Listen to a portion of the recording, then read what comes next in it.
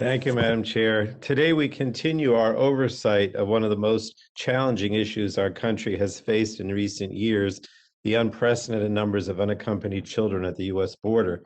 And this is not a new phenomenon. The last three administrations have all faced surges of unaccompanied children, and each administration has had to decide how to respond to this challenge.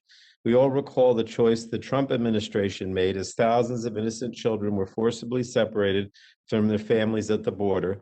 The chaos and devastation from those actions is well documented. Children cowering in fear, suffering depression and post-traumatic stress. The Trump administration's actions were cruel and inhuman, in my opinion. And sadly, the challenges of reunification continue as the parents of nearly 400 children still had not been found as of last month. The prior administration took other actions to undermine the Office of Refugee Resettlement, which is tasked with caring for unaccompanied children until it can safely place them with a suitable sponsor. The Trump administration instituted a hiring freeze and established an information sharing agreement that turned ORR sponsor vetting program into an arm of immigration enforcement. The result left sponsors afraid to come forward and children left in ORR and ORR's care for extended periods of time, actions that ORR ultimately deemed counterproductive to its mission.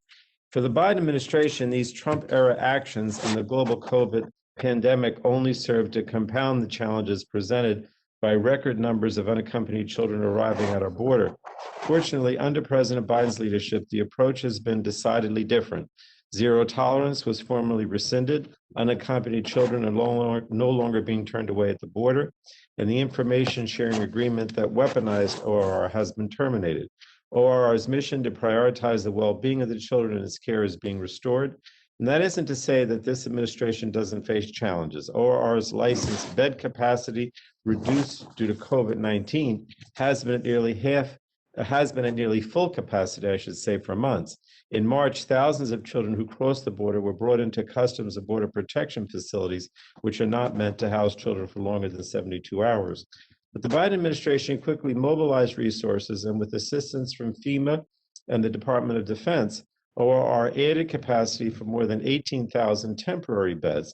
And as a result, even as the influx of unaccompanied children continues, the average time a child spends in CBP custody has been 24 hours or less since the beginning of May.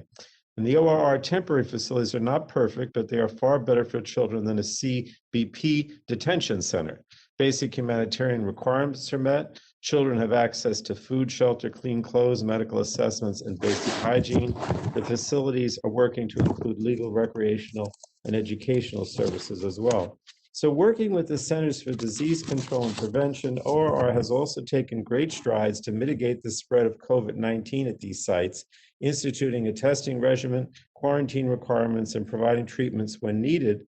And just last week, ORR issued guidance to care providers that eligible children in their care can now begin to receive a COVID-19 vaccine. So these temporary facilities are not meant, as we know, for the long term, and that's why the Biden administration has also ramped up efforts to expand its permanent licensed bed capacity and better facilitate sponsor vetting so that children can be placed in a safe home. And I think those efforts are paying off. In May, ORR averaged 4,100 sponsor unifications per week, and at more than all unifications for the entire month of February by comparison.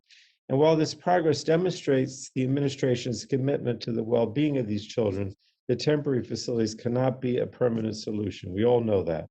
If these patterns of migration continue, we must ensure ORR expands its licensed bed network and that it has well-trained and vetted staff to care for these vulnerable children.